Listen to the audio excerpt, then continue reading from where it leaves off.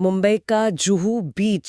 सोचिए, रात का अंधेरा है, घना कोहरा और समंदर की लहरें आपके किनारे पर एक मेहमान छोड़ जाती हैं। कोई छोटी मोटी नाव नहीं? नहीं, बिल्कुल नहीं।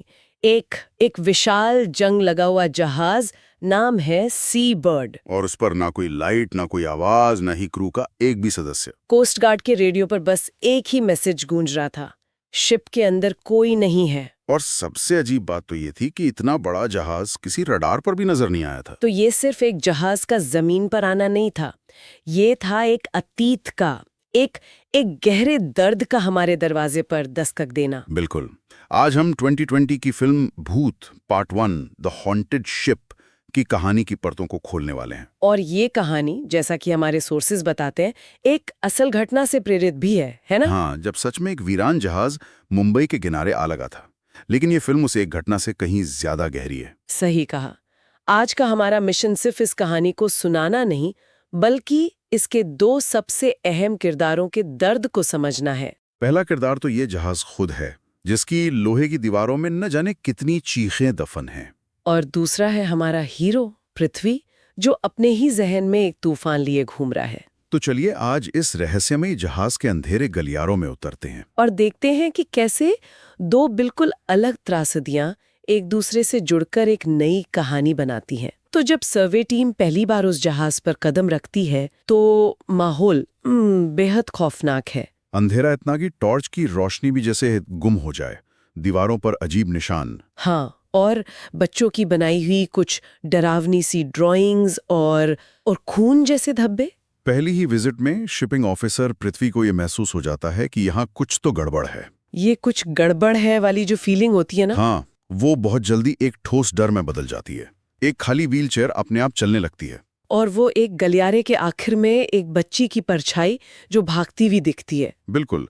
पृथ्वी को तो एक बच्ची के हंसने की साफ आवाज भी सुनाई देती है, जिसे उसका दोस्त रियाज उसका वहम कहकर टाल देता है। और ये वहम शब्द ये पृथ्वी के कैरेक्टर के लिए बहुत मायने रखता है। हाँ, पृथ्वी, जिसे विक्की कौशल ने निभाया है, एक ऐसा शिपिंग ऑफिसर है जो एक बहुत ही भयानक हादसे से गुजर चुका है। कुछ ही वक्त पहले एक बोटिंग एक्सीडेंट में उसने अपनी पत्नी सपना और बेटी मीरा को अपनी आंखों के सामने खो दिया था। हमारे सोर्सेज में किरदारों के नाम थोड़े अलग अलग मिलते हैं, कहीं बेटी का नाम मीशा है तो कहीं मीरा, लेकिन कहानी का दर्द एक ही है। बिल्कुल। पृथ्वी उस हादसे के अपराध बोध में जी रहा है।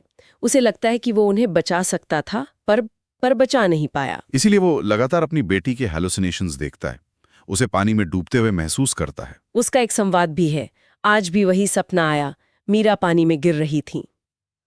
ये जो गिल्ट है ना, ये उसे अंदर से खा रहा है। तो क्या हम ये कह सकते हैं कि जहाज पर जो आत्मा थी उसके लिए पृथ्वी एक आसान निशाना था, क्योंकि वो पहले से इतना टूटा हुआ था? आसान निशाना।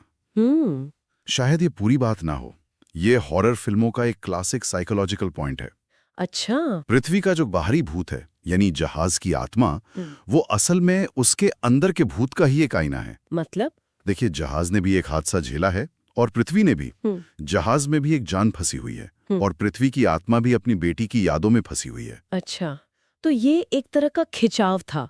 जहाज का दर्द पृथ्वी के दर्द को अपनी ओर खींच रहा था। बिल्कुल। शायद सिर्फ वही इंसान उस आत्मा के दर्द को समझ सकता था जो खुद वैसे ही दर्द से गुजर रहा हो। और ये दर्द तब और गहरा हो जाता है जब कुछ ठोस सबूत मिलने लगते हैं। जैसे पता चलता है कि जहाज पर गए 2 मजदूर लापता हैं। और फिर जब उनकी सीसीटीवी फुटेज खंगाली जाती है, वो सीन। हाँ, वो सीन इस फिल्म के सबसे डरावने पलों में से एक है।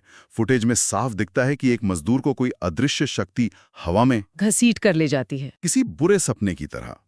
और यहां से ये साफ हो जाता है कि ये कोई मजाक नहीं, कोई वहम नहीं। जहाज पर वाकई में एक अलौकिक शक्ति है। जब मैंने पहली बार उस सीसीटीवी फुटेज के बारे में पढ़ा था तो मेरे रोंगटे खड़े हो गए थे। एक इंसान को ऐसे हवा में खींच लिया जाना, ये डर की वो शक्ल है जिसका आप सामना भी नहीं कर सकते। लेकिन जहाज का अतीत सिर्फ इतना ही नहीं था, है ना? पृथ्वी को कुछ और मिला था। हाँ, उसे जहाज पर कुछ पुराने वीडियो टेप मिलते हैं। अच्छा। इन टेपों में एक परिवार है, वंदना, उसका पति और उनकी छोटी बेटी। वो जहाज पर रहते हुए अपनी जिंदगी रिकॉर्ड कर रहे थे। सब कुछ सामान्य लगता होगा शुरू में। हाँ बिल्कुल, लेकिन फिर एक वीडियो में अचानक एक काली परछाई उन पर हमला करती है और कैमरा गिर जाता है। और यहीं से जहाज के खूनी अतीत का दरवाजा खुलता है। और इस दरवाजे को खोलने में मदद करते हैं प्रोफेसर जोशी, जिनका किरदार आशुतोष राणा ने निभाया है। वो एक पैरानॉर्मल एक्सपर्ट हैं। जी, और वो जो खुलासा करते हैं वो कहानी को और भी भयानक बना देता है। वो बताते हैं कि सी बर्ड सिर्फ एक मालवाहक जहाज नहीं था। नहीं, वो ह्यूमन ट्रैफिकिंग यानी इंसानी तस्करी का एक अड्डा था। उसे मौत का जहाज कहा जाता था। और यहीं से हमें उस आत्मा की कहानी के 2 अलग-अलग संस्करण मिलते हैं जो हमारे स्रोतों में दिए गए हैं। और दोनों ही दिल दहला देने वाले हैं। तो पहला संस्करण क्या कहता है? पहले संस्करण के मुताबिक जहाज पर मीरा नाम की एक लड़की थी जिसे तस्करी करके लाया गया था। उसने वहां कैद दूसरी महिलाओं को बचाने की कोशिश की, लेकिन उसे बेरहमी से मार दिया गया। और उसकी लाश को जहाज के एक बड़े से पानी के टैंक में फेंक दिया गया। और क्योंकि उसका अंतिम संस्कार नहीं हुआ, उसकी आत्मा उसी जहाज में हमेशा के लिए फंस गई। बिल्कुल। और दूसरी कहानी वंदना नाम की महिला की है, जिसे हम ऑन वीडियो टेप्स में देखते हैं। अच्छा, उसी परिवार की। हाँ, उसे और उसकी बेटी को जहाज के कैप्टन ने कैद कर लिया था। और जब वंदना ने अपनी बेटी के साथ भागने की कोशिश की तो कैप्टन ने उसकी हत्या कर दी। दोनों ही कहानियों में एक बात कॉमन है। हाँ, कि आत्मा का गुस्सा अन्याय और एक क्रूर मौत से पैदा हुआ है। वो आत्मा जन्म से बुरी नहीं है, वो एक शिकार है जो बस न्याय की तलाश में है। यही बात हॉरर कहानियों को और भी दुखद बना देती है, जब पता चलता है कि भूत असल में विलेन नहीं बल्कि विक्टिम है। और इस माहौल को बनाने के लिए फिल्म मेकर्स ने साउंड डिजाइन का बहुत चालाकी से इस्तेमाल किया है। अच्छा, वो कैसे? जब पृथ्वी अकेला होता है तो हमें सिर्फ पानी की या जहाज के लोहे की चरमराती हुई आवाजें सुनाई देती हैं। वो जो सन्नाटा होता है। हाँ, वो सन्नाटा ही डर को और बढ़ा देता है। इसे एम्बिएंट हॉरर कहते हैं। और ये डर अपने चरम पर पहुंचता है जब कहानी का सबसे बड़ा मोड़ आता है ना? बिल्कुल। पृथ्वी जहाज के सबसे अंधेरे, सबसे खतरनाक हिस्से की छानबीन कर रहा होता है और उसे वहां कुछ ऐसा मिलता है जिसकी किसी ने कल्पना भी नहीं की थी। उसे वहां एक छोटी लड़की जिंदा मिलती है। हाँ, वंदना की बेटी, जिसे सब मरावा मान चुके थे। वो इतने दिनों से उस भूतिया जहाज पर अकेले छिपी हुई थी। और जब पृथ्वी उसे बचाता है तो वो लड़की एक ऐसी बात कहती है जो पूरी कहानी का नजरिया ही बदल देती है। वो कहती है, एक औरत है, वो मुझे नहीं मारती, बस दूसरों को मारती है। इसका मतलब वो माँ की आत्मा इतने गुस्से और नफरत में होने के बावजूद अपनी बेटी की हिफाजत कर रही थी। वो हर उस इंसान को मार रही थी जो जहाज पर आता था ताकि उसकी बेटी को कोई नुकसान न पहुंचा सके। ये एक माँ का, क्या कहते हैं, प्रोटेक्टिव गुस्सा था। और इस खुलासे के बाद पृथ्वी का मिशन पूरी तरह से बदल जाता है। हाँ, अब वो सिर्फ एक शिपिंग ऑफिसर नहीं है जो जहाज की जांच कर रहा है। अब वो एक पिता है जो किसी भी कीमत पर उस बच्ची को बचाना चाहता है। ये उसके लिए एक मौका है, एक तरह का प्रायश्चित।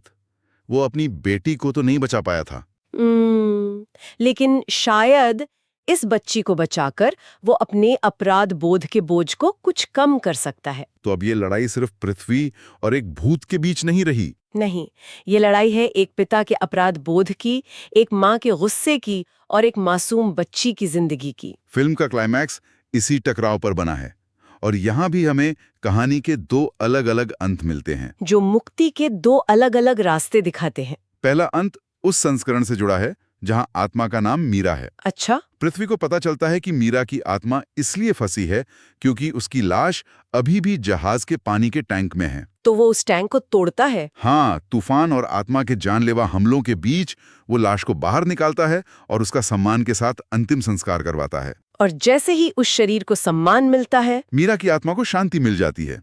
ये है न्याय के जरिया मुक्ति। और दूसरा अंत? वो ज्यादा भावनात्मक है ना? वो माँ और बेटी के रिश्ते पर केंद्रित है।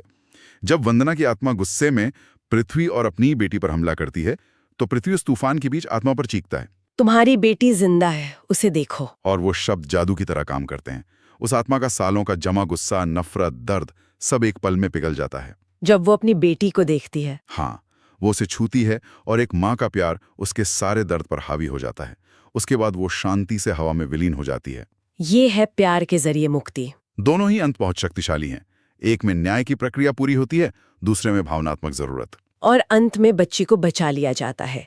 जहाज का वो प्रेतवादित साया खत्म हो जाता है और पृथ्वी, जो अपनी बेटी को बचाने में नाकाम रहा था, किसी और की बेटी को बचाकर अपने उस गहरे अपराध बोध के समंदर से बाहर निकलने की एक वजह ढूंढ लेता है। लेकिन फिल्म हमें एक आखिरी सिहरन के साथ छोड़ती है। अरे हाँ, वो आखिरी शॉट जब लगता है कि सब कुछ ठीक हो गया है। तभी समंदर की लहरों से एक भूत या हाथ बाहर निकलता है। एक इशारा कि शायद समंदर के राज इतनी आसानी से खत्म नहीं होते।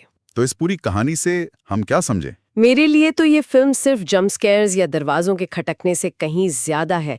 ये इस बारे में है कि कैसे एक टूटा हुआ इंसान किसी और को बचाकर खुद को धीरे धीरे जोड़ता है। आपने बिल्कुल सही कहा। इसके मुख्य विषय हैं दुख, अपराध बोध और अन्याय के खिलाफ एक आत्मा का गुस्सा और अंत में मिलने वाली शांति। फिल्म का माहौल और विक्की कौशल का अभिनय इसके सबसे मजबूत पहलू है। बिल्कुल, उन्होंने एक टूटे हुए इंसान के दर्द को, उसकी बेबसी और उसके अपराध बोध को बिना ज्यादा बोले सिर्फ अपनी आंखों और बॉडी लैंग्वेज से पर्दे पर उतारा है। हाँ, लेकिन ये भी मानना पड़ेगा कि कहानी में कुछ लॉजिकल कमियां हैं जिन पर हमारे स्रोत भी सवाल उठाते हैं। जैसे इतना बड़ा जहाज रडार की पकड़ में आए बिना किनारे तक कैसे पहुंच गया? ये एक पॉइंट है। या एक सरकारी अफसर का बार बार अकेले उस खतरनाक जहाज पर जाना। हाँ, ये सब बातें थोड़ी अवास्तविक लगती हैं। हाँ, सही है। ये कुछ सवाल हैं जो कहानी उठाती है और शायद एक ज्यादा कसी हुई स्क्रिप्ट इन कमियों को दूर कर सकती थी। लेकिन मुझे लगता है कि फिल्म का मकसद लॉजिक से ज्यादा इमोशन पर टिके रहना था। और भावनात्मक स्तर पर ये फिल्म दर्शकों को जोड़ने में कामयाब रहती है। हाँ, क्योंकि ये एक यूनिवर्सल डर और एक यूनिवर्सल दर्द की कहानी है, अपनों को खोने का दर्द। तो चलिए आज की इस गहरी पड़ताल को एक सवाल के साथ खत्म करते हैं जो श्रोताओं को सोचने पर मजबूर करेगा। इस कहानी में आत्मा को शांति दो तरह से मिलती है।